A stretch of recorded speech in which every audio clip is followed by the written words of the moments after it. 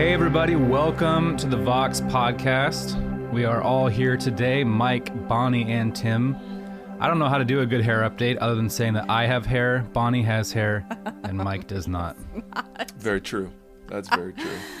You know what? I went somewhere today and my hair, it's pulled back right now, but it was very Texas. And I got a compliment.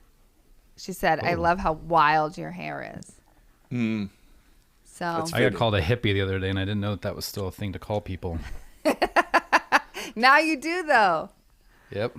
Now you do. Awesome. Well, Happy New Year to everyone.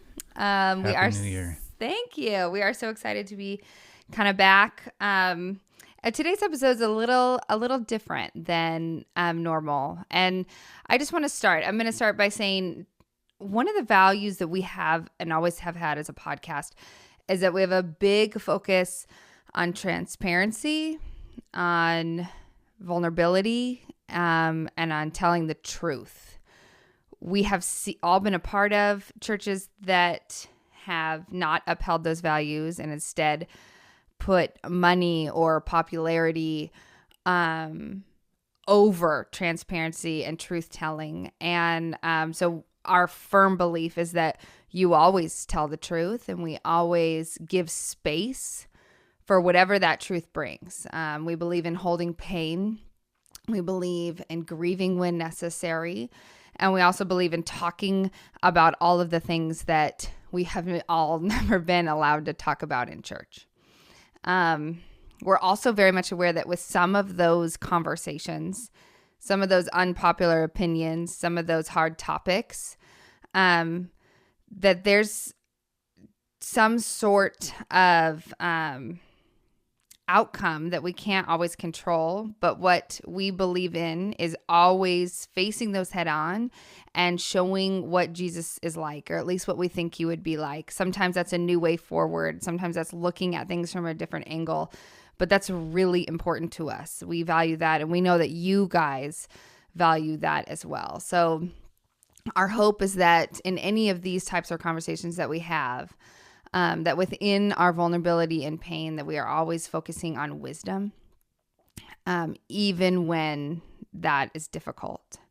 So in light of this, I know, Mike, you want to share something with our dear listeners. What a transition. Yeah. I have often said that I'm the biggest sinner in the room, and I actually mean it. I need to share some stuff today that has been ongoing in my life.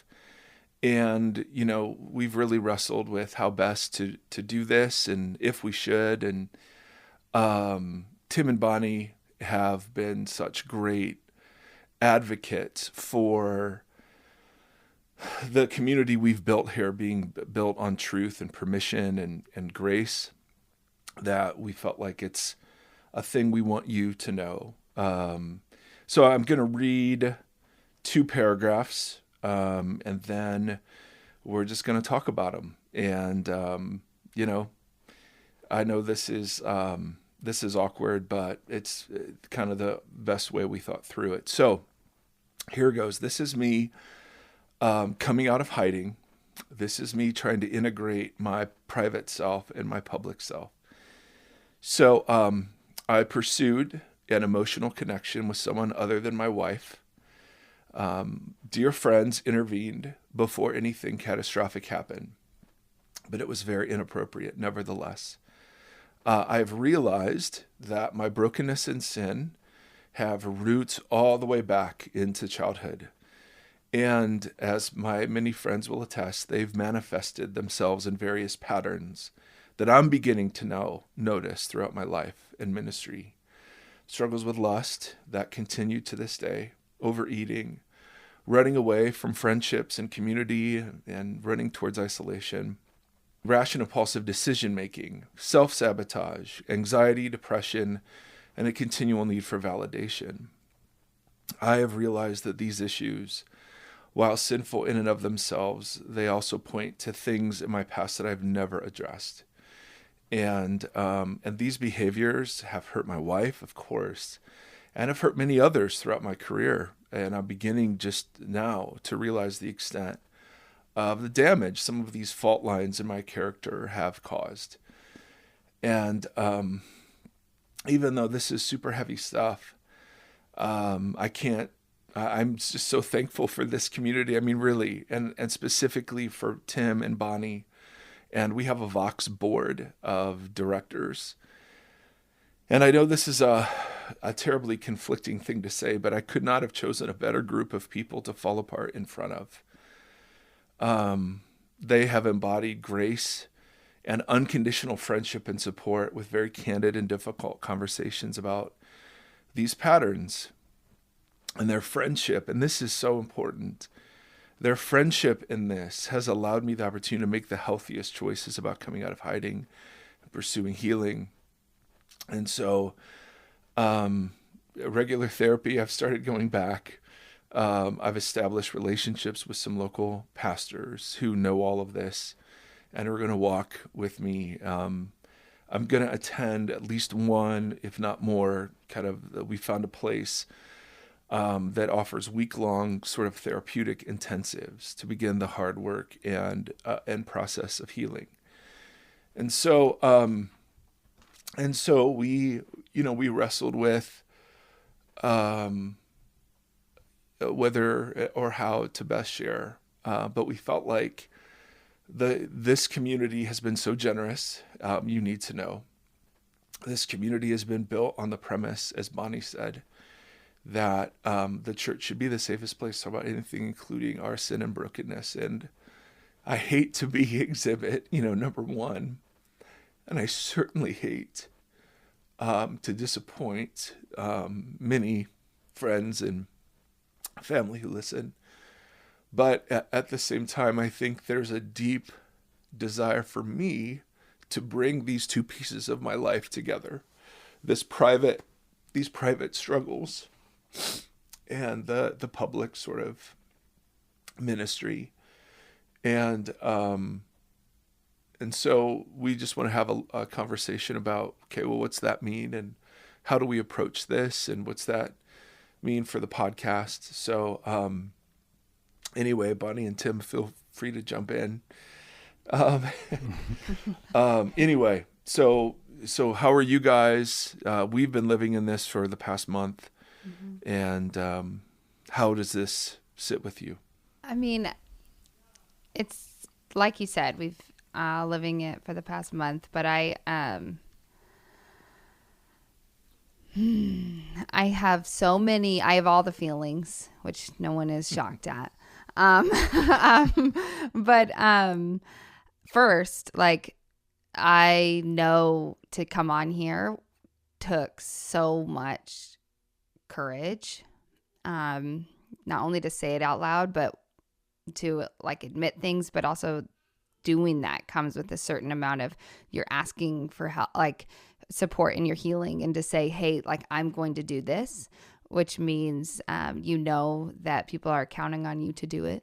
And to me, that speaks the most of somebody who wants to get help. I come from a family of addicts, and the number one thing is that no one gets healed until they make the choice that they want to. So that speaks a lot to me. And I love you so much. I mean, we've been friends forever, it feels like. And nothing can change that. And, we support you. And as a community, and Tim and I have had endless conversations of, we're here to walk with you. I think we've all been a part of churches that when something like this happens, the number one thing is the person never gets to speak and share their story. Right. And number two, it's just sort of like they're ostracized, removed, and then everything's sort of glossed over, and nobody ever discusses it anymore, and it's awkward, and it's like the thing that you can't say. And so in proper Vox fashion, we're saying it over and over again. With Justy's permission. Yeah. With a whole crew of people who know this. Well, so speak to that. Tell us, like, I know I can say it, but for you, like, how has it been different? Like, how is it different the way we've handled it, like all of us have come together versus how maybe we've seen Oh my Lord. churches and things handle things like this.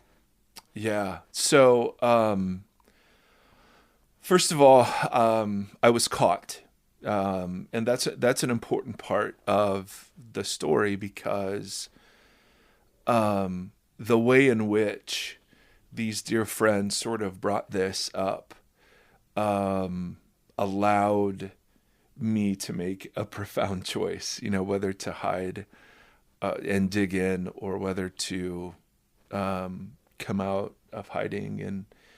And so there's been, besides the Vox, the Vox crew, I've just realized, and I'm so tired of this, I've just realized, like, as I look back, I just have hurt a lot of people, and I've been so selfish in some ways, and I'm just I don't want to be like this, I don't want to do this, and I thought, it was so funny, I thought myself very self-aware, but I don't think that's true. What was your question, Bonnie? No, I said that's okay. I forgot what you said. I said how has this been handled different? I mean, one of the things in our conversations is that you always said, like, you assumed it would go one way, and you keep being shocked that you have people walking with you. Yeah, well, I mean, I have, for many reasons, like, just learned there's just stuff you don't share. And I'm a performer. My bent is just to keep plugging along and skim over the really hard, uncomfortable stuff. And so to kind of come out of hiding is kind of my biggest fear, right? It's the, just to disappoint people. And I mean, that's like my greatest thing is I just don't want to do that. And all the instincts that, I have from church culture and even just self-preservation is just to protect the image, hide, and we've just been so committed to saying, well, we want to do the George Costanza way of conversation. Like George Costanza was on Seinfeld, and there was an episode where he learned that if he did the exact opposite of what his natural instincts were, life would go great. That was true. And I feel like my natural instincts are to hide and to minimize and to just crawl away in shame and to quit. These are patterns I've done over and over and over again. And so what's been different has been the fact that even from the very earliest conversations, you received my faltering conversation with grace, hard questions, honest conversations, but there was no hint of condemnation. You know what I mean? There was honesty, but because I was looking for it, right? I mean, my world is carrots and sticks. And so all I know is I'm rewarded when I'm good and I'm punished when I'm bad. And so to be, even though we talk about it and I've tried to live it, but to be loved in my badness has been really, it's disorienting because I don't know how to do that. I don't know how to be exposed and not ashamed. You know what I mean? Yeah. Yeah. And I don't know how to be a friend. I don't know how to be a husband. I don't know how to be a pastor. Living in this mess. I know what it's like when I'm good, and I know what it's like when I'm bad. I don't quite know what it's like when the ugliest parts of me are known. And, I've deluded myself into thinking they've been hidden. And, I think some of my dear friends have seen the running and the eating and the lusting and the whatever. But I think it's been, and even this conversation, I mean, I didn't know what we would decide. Mm-hmm. I think this conversation has been incredible. And there was a letter, kind of a document that you guys put together about just thoughts about, how do we trace the sins back to the wounds, back to healing. And it was so gracious. And so I had so much joy in just reading this, like, here's what we recommend. It was incredible.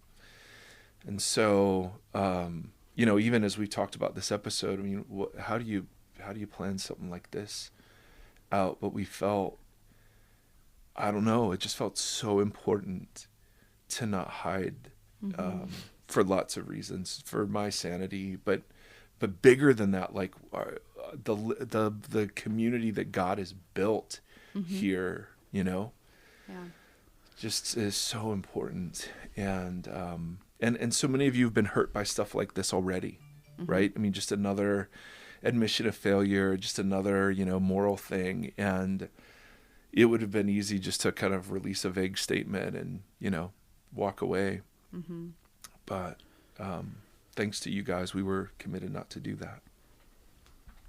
Well, I think too, since Vox started, it's been built on this idea of a safe place for people. It's been built on this idea of, that we're all broken and flawed people, and making a place where people can come and be vulnerable and honest and open with brokenness, and that we're all on this big ship together that's moving forward, and we're trying to weather these storms together. And I'm a big believer in transparency and those ideas of living above reproach, and how do we create a space where people can actually do those things? Like, how do you build an environment in a community where people can be open and honest and hurt and fail in front of each other and help each other up, and give room for every single member of that community to have that permission to be hurt and to fall. And so it was important to us that if we can't do that with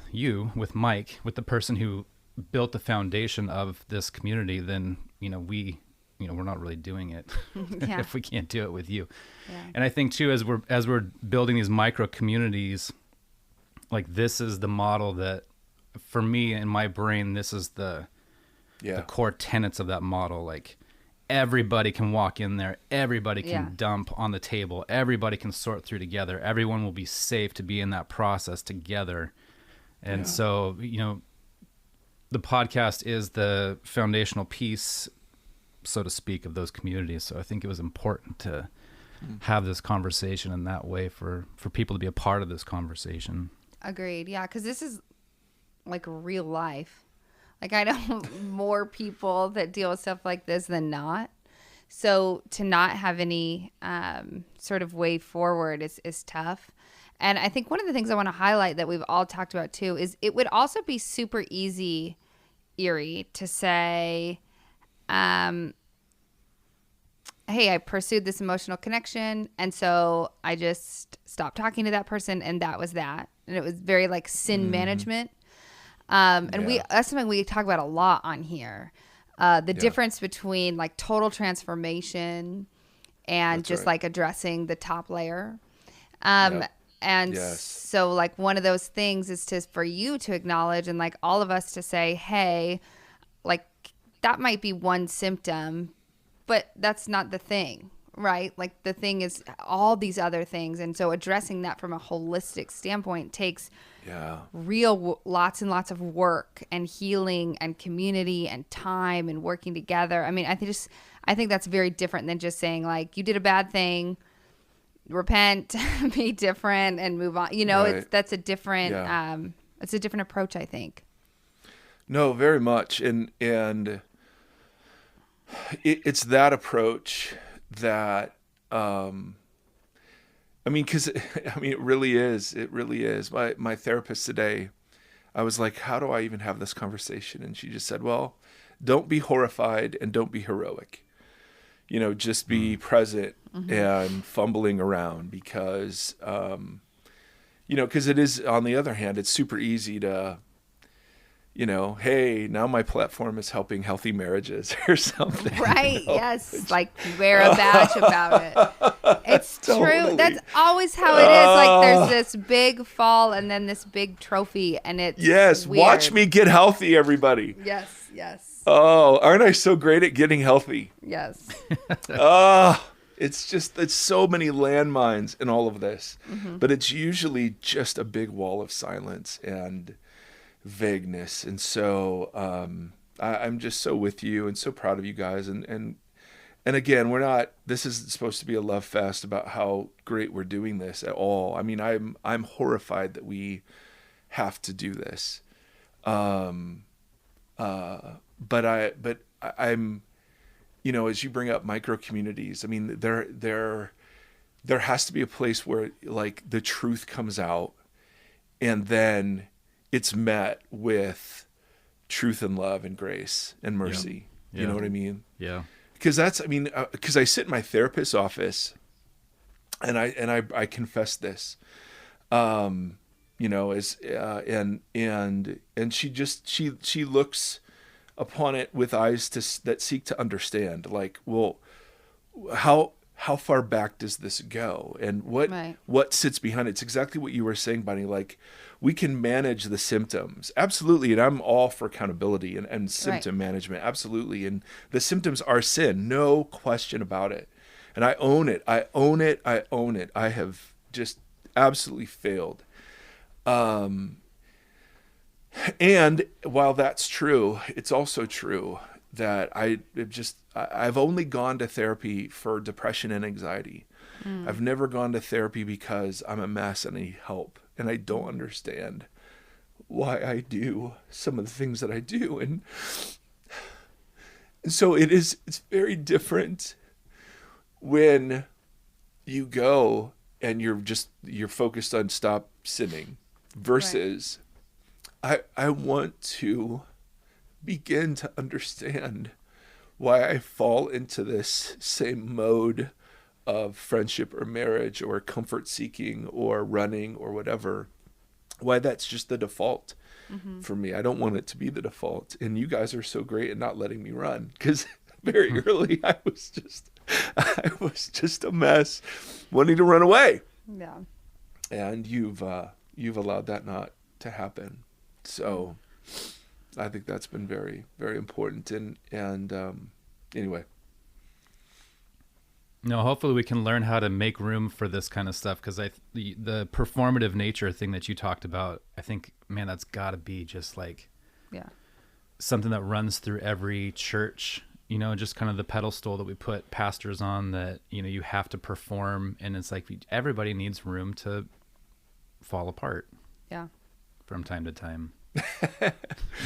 Yeah, but there's falling apart and then there's falling apart, I don't know. I just feel like all the ugliness, like transparency, people would say, I think I'm pretty transparent, but then there's the ugly stuff that, it's like you let people into your living room, but you've kind of closed the doors in the bedrooms where you've stashed all the stuff. Yeah. You just like pushed all the dirt into those rooms. You're so nice. I was going to use a different term, but yeah. Totally. No, it's more into the bathroom, but yes. Yeah. So I don't know. Bonnie, what were you going to say? I was going to say, no, you're fine. I was going to say, this was near and dear to my heart, especially, but to all of us. And just wanted to tell the listeners this because I think it's important. And there's like a million trillion ways that we probably are getting this wrong, but we're trying so hard to get it right, or at least to get it better than we've seen modeled. And in churches, when things like this happen, usually the man usually don't get to say anything until, like, I don't know, you're quote unquote healed, and then you get to again. But at the same time, no one ever hears from or takes care of the woman involved or the other parties involved. Totally. And that just stands against everything that we believe. Mm-hmm. And so I just wanted people to know and be aware that, like, we've spoken to her, the Vox team, and come alongside her and offered the same sort of help for Mike, because it's not fair if one person gets the help of a community and healing and things like that just because they're the one up front or they're the man or whatever it is. Like, we just believe right. that everybody deserves the same. And so that was really, really important to us. And I don't know, I just felt like that needed to be said, because it's usually the woman that gets blamed or left behind. And that's just not who we are. No, that's so true. That's so true. And and the my default mechanism is image management, Right. And so usually these things are done to protect the reputation or the image of the institution, Exactly. or the upfront person. Mm-hmm. And so there's a bit of subversive, nature in saying, well, I'd actually like to talk about this because I'm the one responsible, and I'd like to, come out of hiding so that I can live an aligned, integrated, begin to, because this is years of work. This isn't like 6 months and you're back. It took 48 years to habituate myself into some of this, and it's going to take a long time to get out.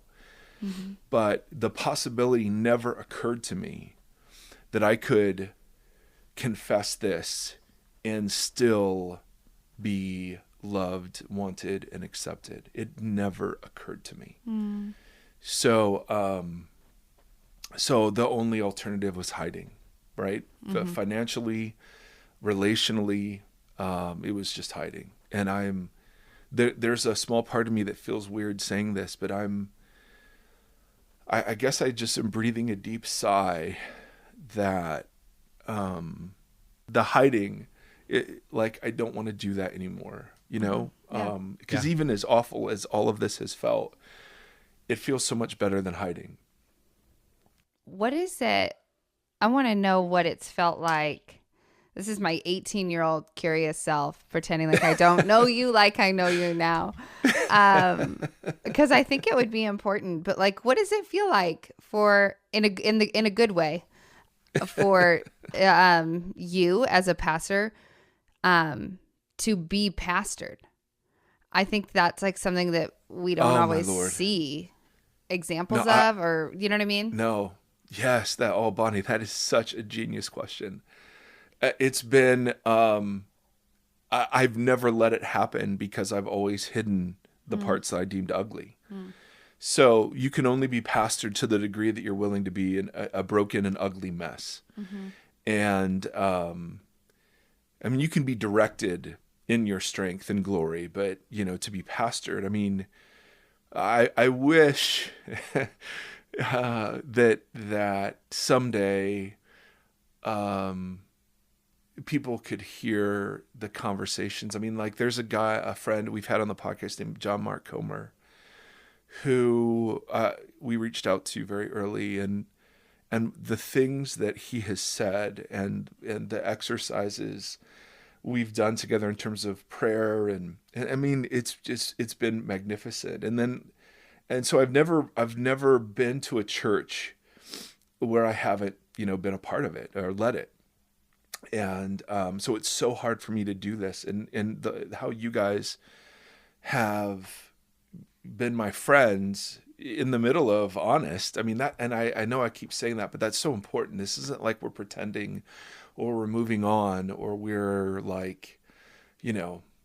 excusing. There's none of that. But yet, there's this this kind of a new pattern emerging where I don't have to perform, and I don't know what that's like. Mm-hmm. Yeah. You know what I mean? I don't know. So when I'm performing, I'm never being pastored because I've always got the poser. I've always got the false self activated.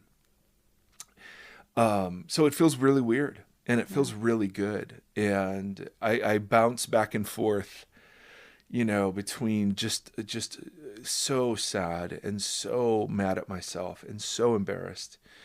And then unbelievably hopeful, because this is the grace of God, right? We've always said it. The grace of God is when He intervenes and when He interrupts, and it's not, the judgment of God is when He gives us over. Yeah. And I'm shocked at how much he has allowed me to be used in the midst of all of this brokenness. And it shouldn't shock me. I mean, the Bible's full of those people, but it still shocks me. And it just feels like, this is the season of just enough. I can't run. There's no mega church to hide behind. There's, you know what I mean? There's just,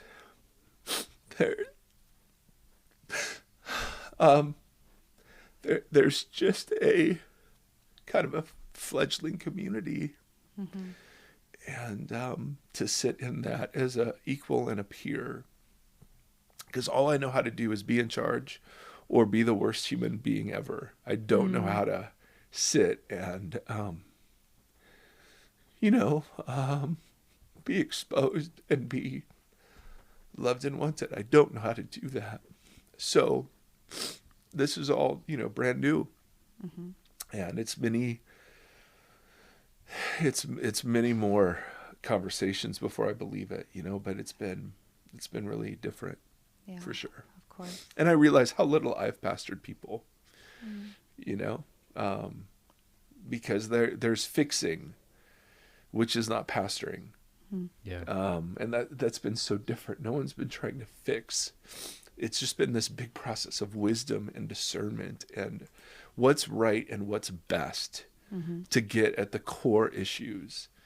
And because I've been spiraling for a while. No one, I think, would be shocked to hear that. But you shared when we were talking about mental illness, and one of the things that you shared on social media with everybody was about how your move to Ohio, and you felt like had so many different things about that. But then you shared something with me the other day that was so redemptive, and I think that at least it was beginning to. And you said, some of this is helping me reframe Ohio and seeing the beauty of what it is to be here.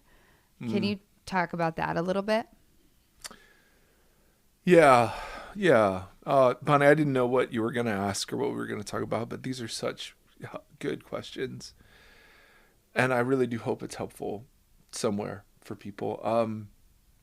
So I run away as my default pattern. I saw that at Rock Harbor, I saw that at Mariners, I saw that EV Free, and I saw it at Vox. And my running away at times is for different reasons. But in this instance, I was so consumed with anxiety about, I had some health stuff, and my mom maybe had a health thing, and I just thought moving to Ohio would fix it. I didn't take a damn second to think about how devastating it would be for the community, for our team, for Andy and David and Cece and Izzy.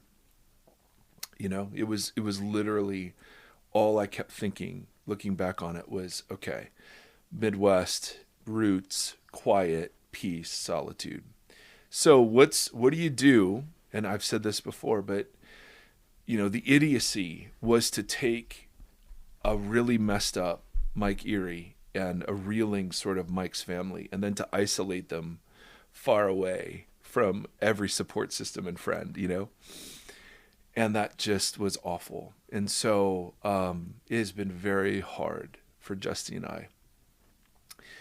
So there was, I don't remember who said it, but somebody just said, hey, maybe Ohio is a good thing in the following respect. I'm not a big deal.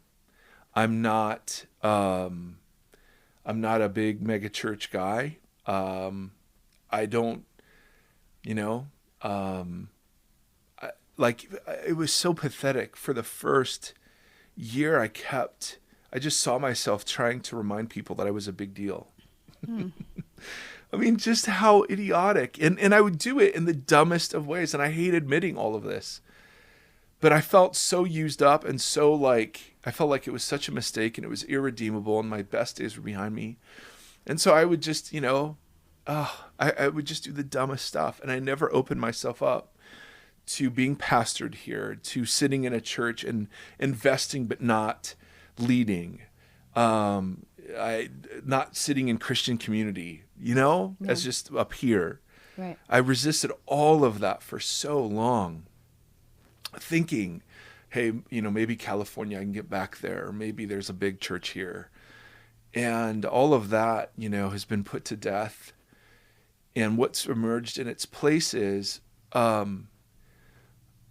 well, there's no one here to impress. There's no one here to perform in front of. Instead, like there are these two local pastors who don't know me from anybody, but I'd met with them a couple times, and I called them and I said, I'm falling apart, and I need you to know, and I just need to be a part of your church, and set up chairs, and these guys are amazing. Of course the responses of, okay, this is a big deal, but then the desire, because they said, what do you need? And I said, just friendship. I don't know how to be friends. I just don't. I can sit up on a platform. I can sit up and behind a microphone. I don't know how to be a good friend and a good husband. And so it's been reframing, because I don't look at it a place as lost opportunity. I look at it as a place of sort of the potential to finally sort of be real and be integrated without having, to perform. You know what I mean? Yeah, I do. We always talk about how jealous God is, and that he just goes after. And like, that's just what this reminds me of like how much he saw you and sees you and loves you and wants you to feel wholeness and integrated, not because it's the right thing, but because he cares for you. So he doesn't want you to suffer or hide or anybody else. And so the beauty that you're now in a spot where you can get those things is maybe, I hope so. Todd Proctor and I at Rock Harbor we always had this comment, and I don't think it's true for him anymore, but it's been true for me. Like, I'm really good at helping other people encounter God, but I don't know how to do it myself. Like, there have been moments that have been super intense where God's been very gracious, but like the day in and day out intimacy stuff, that's where I'm just shocked at like how much work I need to be doing, and not for penance sake, but exactly for what you're saying. Like I just don't know what it's like to be whole and aligned. And I just feel, Bonnie, I'm so sorry. Please, if I don't want this to be flogging, but all this talk about, wholeness and future, we're not minimizing. I don't want to minimize what this is and the betrayal this is. And,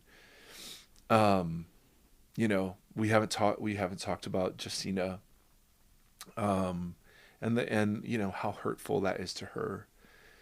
And so I don't want to, minimize it by just running straight to, well, it's past issues, but it's both, right? I'm fully responsible. I own this. And, I unfortunately, I see this same impulse other places that aren't related to this one. Mm-hmm. Do you know what I mean? Yeah. And that messy list of sabotage and all of that just seems to be streaming from somewhere. Mm-hmm. And I don't want to run, and I don't want to pretend anymore. Mm-hmm. And so we'll see. Well, I hope what you're saying is true, that I get it. My therapist today was, I had this big water thing I was walking around with, and she was talking about how tap water and purified water, using that analogy as like the living water of Jesus versus the water of the world.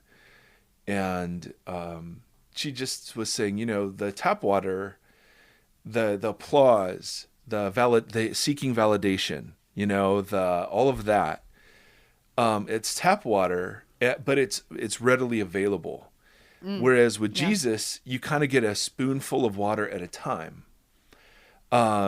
You know what I mean? Sometimes maybe you'll get 2 spoonfuls, but you never get like as much as we would want. But the difference between the water, she said, because we were talking about just emptiness, And she said, the problem with tap water, though, is it leaves you thirsty the next day. It all, it just flows through your fingers. It doesn't stay. It doesn't keep. It doesn't last. And so you wake up filling each day, which is what, which is what I do. With the picture of like the different kind of water, the better, healthier water, her point was that it comes much more slowly, but it doesn't go away. Like if you, like the steps that you take in formation, like those don't just disappear. You know what I mean? Like she's trying to contrast the sin management view with the transformation and the relational transformation view, right? That it's so much slower, but it's so much more lasting. And that was super encouraging, because, the temptation is just to run, for me anyway. Temptation is just to run and be the best healer in the history of the world, right? I'm gonna be the best therapeutic patient they've ever seen. I'm gonna go dazzle. You know what I mean? Award. Like, I'm gonna heal better than anyone has ever healed. No, it's really good. And I think, the pastors being pastored is such a cool concept. I remember, like, when I found out, and this is such a dumb revelation, but that therapists were also in therapy. Yeah. And I was just like, oh, obviously, like, that makes so much sense. And it's like, why would pastors, because I've often said on the podcast, like, that I get so uncomfortable in the church if I get there and the leadership team makes it feel like they've arrived, like they've figured it all out. Then I just feel like, well, then I don't know. I just don't feel like we're on this journey anymore. We're not chasing after this active, living God if someone thinks they've figured it all out. So I love the idea of pastors being pastored. I also love that this feels like being center focused and not being, just because the obvious way to do this, and I think we've seen it done, is there are boundaries that you step outside of, and then you're not allowed back in, or you're basing your decisions based on those boundaries, and not just like this, reorientation and this repentance that is turning and moving towards Jesus and moving towards that well at the center. And, I can see it in you already, just this hunger and this thirst to just get back to the well, or at least be facing the well and to be on your knees by the well. And yes, I haven't done that in a very long time. Well, I think a lot of us, sometimes you don't even know that you're not. You know what I mean? Like you. Well, yeah, I would have said I was. You're not. Yeah, you're not. You maybe are not actually facing the well or moving towards the center, but you stopped and you're distracted by something else, and for a little bit you've been wandering. I don't know. It's like, to me, that's such a big piece of community, is just like helping each other turn and move forward. And as one falls or as one turns or whatever, I've needed it, 1,000 times in my life, someone to come alongside and be like, no, like, come on, man, let's go forward. Let's face forward. Let's move towards the center. And, but I think it might be worth talking a little bit about where we're headed. Yeah. Wait, can I say one thing? Oh, of course. Always, I'm just like coming in at the last random words. I want to just say, as someone that has also been through a lot of pain, I look back at the Gospels, and every single encounter with Jesus is when people are experiencing so much pain and grief. And so when you say, like, I hope I can find him, or I hope I can encounter him, like, something that shifted me when I was going through just awful times was like, oh, no, this isn't something I have to find. He's with me in the trenches. Yeah. I want that to be true. It is true. Whether or not you notice it is different. I think it's a reframing. Yeah. We've grown up in these church societies all the time that, like, it's the glory moments. The sermon wraps up with a bow. I mean, it's always like that, and it's quite the opposite. Every encounter is like smack dab in the middle of this awful pain and suffering. And so it really is true. He's there, and he you might not notice it now, but you'll look back and you will see it. And there was only one set of footprints. You know what? Because he was carrying me. Leave it to you. No, you're right. No, it's good, Bonnie. It's good. I'm just, like I'm skeptical of my own desire to grow. Yeah. I'm like, I'm just performing again, And so that's what's so hard is you guys aren't letting me run. It's okay. Well, Tim and I will knock it out of you. He totally will. Back to Tim's thing. So I wrote a little sentence or two here. At least, well, first of all, let me say this. I know some of you listening know me personally, and are saddened and disappointed to hear this and angry, and you should be. And I know that some of you listening don't know me personally, but you found this to be a space of hope and healing and honesty, and you're very disappointed to just hear this as another example of things that you've heard 1,000 times before.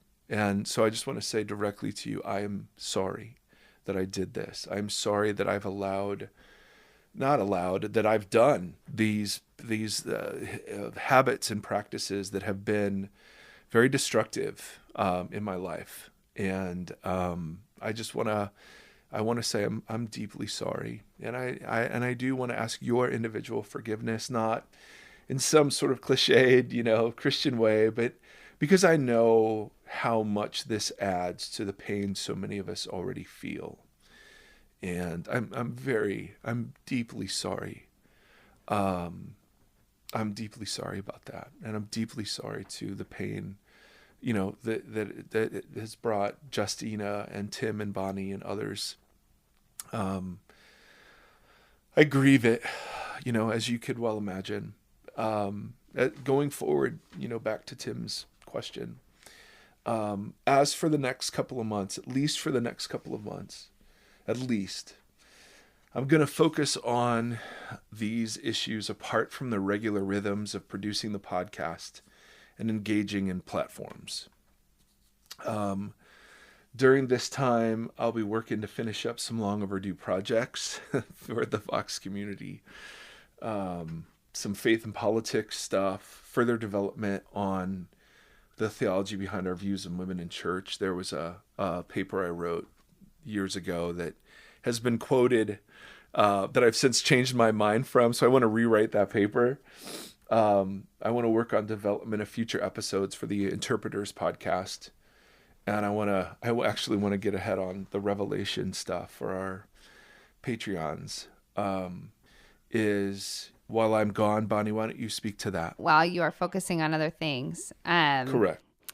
Tim and I are going to continue the podcast. We've worked really hard on a list of people that we want to come on, that we want to interview, that we want to talk with, that continues in the vein of things we've always done on here.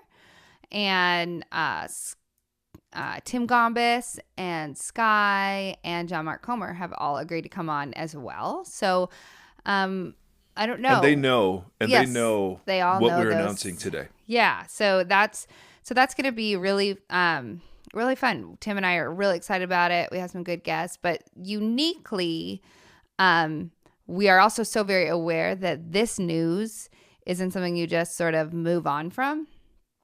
Right. And that we want to also give space to process. But with that, we want to give space to grieve and to wonder and to contemplate, that as all of you might do, as we have done over the past month. So next week on the podcast, a good friend of mine, Elise Snipes, who is a therapist.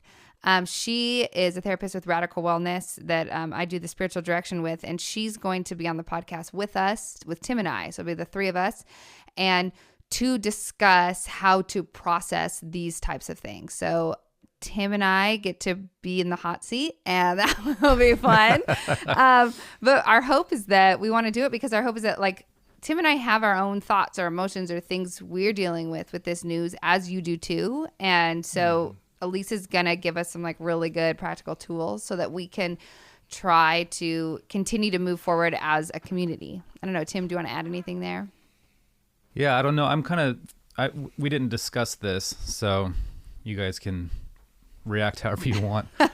But I in the spirit of making space for what Bonnie just said, grieving, wondering, asking questions and stuff, it might not be a terrible idea to, if you have some of those things and you want to send them in, and it can be some of the things that we do address and talk about, please do that.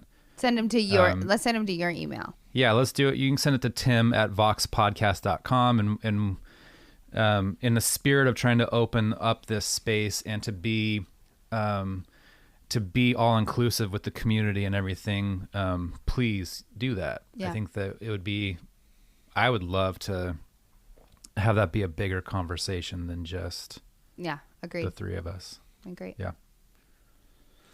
But we're excited too, because there's just been a lot going on lately in the world that we haven't World War III.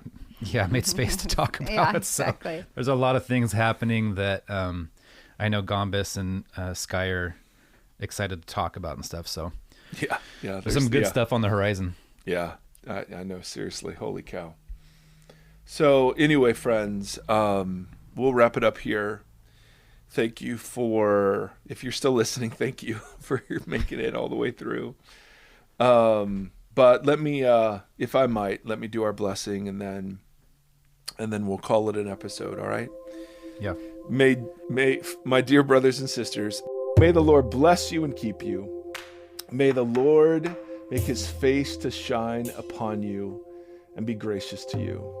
May the Lord lift up his countenance to you, and in these days may he give us peace. Amen and amen. Amen. Hey guys, Bonnie and Tim here. We know that was heavy and surprising probably, and we want to give you guys space to be able to sit with that. So we hope that you tune in next week when we talk to a therapist, my friend Elise, so that we can kind of decompress and sort of go through this process together. But Tim and I just wanted to make a few clarifying statements that maybe got lost during that long episode. So yes, there was an emotional connection via text that Mike established with somebody other than Justina, his wife. But what that did is, when it came to his attention and to our attention, is that it actually shed light on a whole bunch of different issues and layers of issues that Mike has been dealing with, different traumas, some depression and anxiety since his childhood that he's never had the space or the means to actually process. So it became something different and something bigger and something more holistic out of that. And so that's exactly what Mike is addressing, all these different layers and healing of these different traumas that he's experienced throughout his life. And Justina, although she is not ready to talk about it publicly, so please respect her space. She has her own group of friends who are surrounding her, but also we want you to know that we are walking alongside Justina as well. Like we said in the podcast, our goal is for healing, for the best healing and holistic healing for everybody.